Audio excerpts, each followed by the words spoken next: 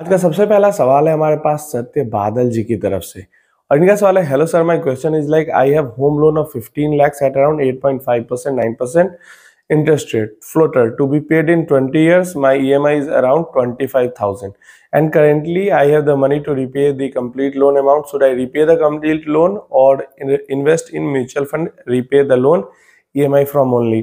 If I should invest in mutual funds, then please suggest me what kind of funds would be better that can save me money after repaying the loan and paying all the taxes. तो देखिए, सबसे पहला बात, ये तो 8.59% 9% home loan मुझे काफ़ी ज़्यादा हाई लगता है और अभी आगे चल के रेट्स कटने वाली हैं, फ्लोटर है तो रेट्स कटेंगी तो आपका जो परसेंटेज है वो नीचे आ जाएगा, मतलब 8% से भी नीचे चला जाएगा आने वाले 1-1.5 साल में, जैसा कि मुझे उम्मीद है आपका जो रेट ऑफ इंटरेस्ट है। अब कहाँ, अगर 20 साल का ही लोन है तो 20 साल के लिए आप म्यूचुअल फंड में इन्वेस्ट करके सालाना एवरेज 18-17% तक का भी रिटर्न जनरेट कर सकते हो और यहाँ पे आपको इंटरेस्ट कितना देना पड़ेगा, हो सकता है 7-8% तक भी चला जाए इंटरेस्ट रेट। तो 8% वर्सेस 18%, कहाँ पे ज़्यादा पैसा है आपको खुद यहाँ पे समझना चाहिए। बहुत सारे लोग, आपको हो सकता है मिले कहें कि नहीं पहले लोन पे कर दो, लेकिन इन माय ओपिनियन 10% से नीचे जो भी लोन है उसको EMI ही चलने देना ज़्यादा बेहतर है और नॉर्मल इन्वेस्टमेंट म्यूचुअल फंड के अंदर करना ज़्यादा बेहतर है, क्योंकि म्यूचुअल फंड हमेशा ही बुरे सिनेरियो में भी दिखा है कि अगर थोड़ा समय दिया जाए तो 10%, तो कम से कम 10% से ऊपर रिटर्न उसका पोस्ट टैक्स रहता है। तो इसलिए बेस्ट ऑप्शन यही है कि लोन की जो EMI चल रही है उसको नॉर्मली चलने दी जाए और जो पैसा है उसको म्यूचुअल फंड के अंदर इन्वेस्ट कर दिया जाए। अब ये मत सोचना कि आज ही म्यूचुअल फंड के अंदर इन्वेस्ट किया और आज ही से मैं पैसा निकाल के EMI डालने लगूं, क्योंकि 20 लाख रुपए भी आप पूरा म्यूचुअल फंड के अंदर डाल दोगे तो जो आइडियल आपका नंबर है 6% का, जिससे कि आपका कॉर्पस खत्म नहीं होगा कभी, वो आपका 10,000 के आसपास ही आता है, जबकि आपकी EMI 25,000 है।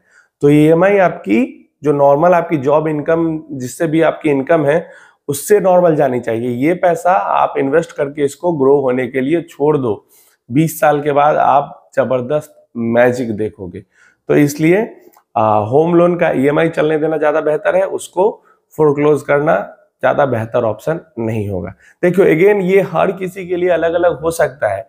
मेरे लिए ये है कि 10% से नीचे के जो भी लोन है वो मेरे लिए फायदे की डील है, क्योंकि लॉन्ग टर्म में 10% से ऊपर मैं अपने पैसे पे आराम से रिटर्न जनरेट कर सकता हूँ। यहाँ तो 18-20% आराम से हो रहे हैं, 10% तो मैं बहुत कम कह रहा हूँ। नेक्स्ट क्वेश्चन अमित जी का है, सर बंधन अल्फा 50 और निप्पॉन 500 मोमेंटम 50 का पोर्टफोलियो ओवरलैप ऑलमोस्ट 40% का है, पर उनका एक्सपेंस रेशियो 0.25 और 0.34% है, तो दोनों में इन्वेस्ट करना चाहिए या एक में करना चाहिए? देखिए डेफिनेटली एक में ही करना चाहिए, और क्योंकि बंधन अल्फा 50 जो है वो निफ्टी 300 इंडेक्स पे बेस्ड है और निप्पॉन 500 मोमेंटम 50 है वो 500 पे बेस्ड है, लेकिन 500 में से भी टॉप 300 वही है जो बंधन अल्फा 50 के अंदर 300 है।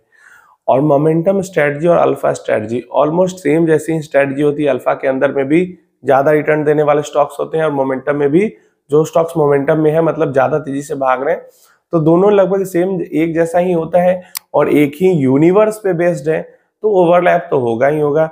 और क्योंकि ये सिर्फ 300 पे है, अगर 500 निफ्टी 500 पे बेस्ड कोई मोमेंटम फंड हो और निफ्टी 500 पे ही बेस्ड कोई अल्फा फंड हो, तो ये जो ओवरलैप है वो 60% 70% तक भी जा सकता है। तो दोनों के अंदर इन्वेस्ट करना समझदारी वाली चीज नहीं है।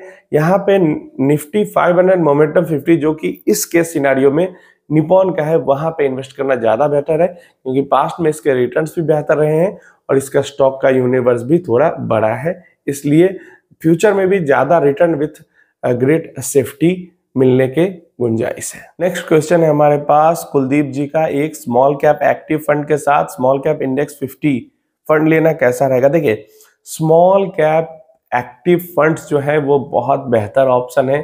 अगर 2-3 स्मॉल कैप एक्टिव फंड का या 4-5 भी, अगर और कोई दूसरा फंड नहीं है और सारे गोल्स 15-20 ईयर्स के ऊपर हैं, तो 4-5 स्मॉल कैप का एक अच्छा पोर्टफोलियो बन जाता है। लेकिन नहीं, अगर बाकी फंड्स भी हैं उसके साथ में एक स्मॉल कैप और एक इंडेक्स फंड डालना चाह रहे हैं स्मॉल में ही, तो ये स्मॉल कैप का इंडेक्स में ना इन्वेस्ट करके माइक्रो कैप वाला इंडेक्स के अंदर इन्वेस्ट कर लेना ज्यादा बेहतर ऑप्शन, क्योंकि लॉन्ग टर्म में स्मॉल कैप से माइक्रो कैप ने ज्यादा बेहतर रिटर्न्स दिए हैं जब हम 20 ईयर्स का डेटा एनालाइज करते हैं। या फिर अगर आपको इंडेक्स फंड में ही करना है तो जो मोमेंटम फंड है, निफ्टी 500 मोमेंटम फंड, वो ज्यादा बेहतर भी एक ऑप्शन वहां पे भी निकल के आ जाता है। तो इन दोनों इंडेक्स फंड को चूज करना, इन दोनों में से किसी को चूज करना ज्यादा बेहतर है एक normal small cap index fund को चूज करने से। एक्टिव साइड में डेफिनेटली आप एक चूज कर सकते हो, बहुत सारे अच्छे ऑप्शन है, उनमें से कोई भी एक उठाया जा सकता है। एयूएम को लेके परेशान नहीं होना कि एयूएम ज्यादा है तो रिटर्न नहीं मिलेगा, ये सब कहने की बातें हैं। एक्चुअल में कोई डेटा नहीं है इसको प्रूव करने के लिए, बल्कि डेटा इसको प्रूव करने के लिए जरूर है कि एयूएम पे कोई असर नहीं होता। निपॉन को देख लो। गुलजार अख्तर जी का कहना है 10 लाख का 1.5 करोड़ 16 साल में कोई क्रैश तो आएगा ही नहीं, सिर्फ हर 4 साल करके डबल हो जाएगा। हाँ भाई, तो डेफिनेटली हाँ भाई, आप बिल्कुल सही कह रहे हैं। मैं तो 19% का रिटर्न एक्सपेक्ट कर रहा हूँ। पिछले 10 साल में तो कई फंड्स ने 22%, 24%, 26%, 28% तक के रिटर्न दिए हैं।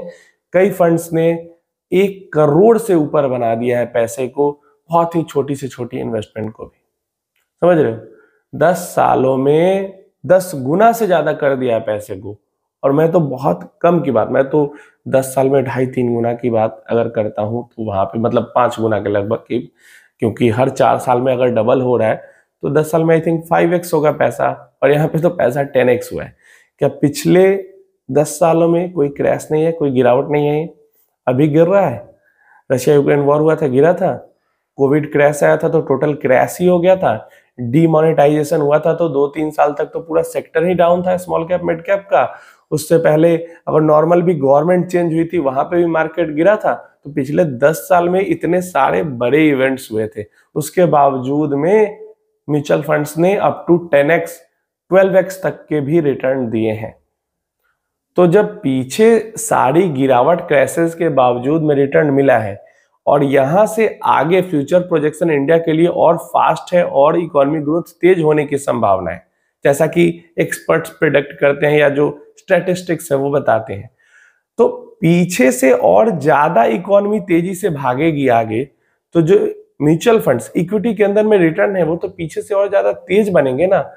लेकिन हम तो यह कह रहे हैं कि पीछे से भी कम एक्सपेक्ट कर रहे हैं। हम पीछे 22-24 बनाए तो हम तो 18-19 एक्सपेक्ट कर रहे हैं। क्रैश के बावजूद में बने हैं पीछे भी, तो क्रैश के बावजूद में बनेंगे आगे भी। और क्रैश का टाइमिंग अगर हम देखें तो 2000 से पहले 4 साल 5 साल लगता था क्रैश को रिकवर करने में, लेकिन अब देखो 2000 में तो 2-3 साल में होगा, 2008 में भी 2 साल 1.5 साल के अंदर हो गया, और फिर कोविड का क्रैश आया तो 6 महीने में भी हो गया, 6 महीना भी नहीं लगा। तो आगे करके ये टाइम शॉर्ट ही होने वाला है।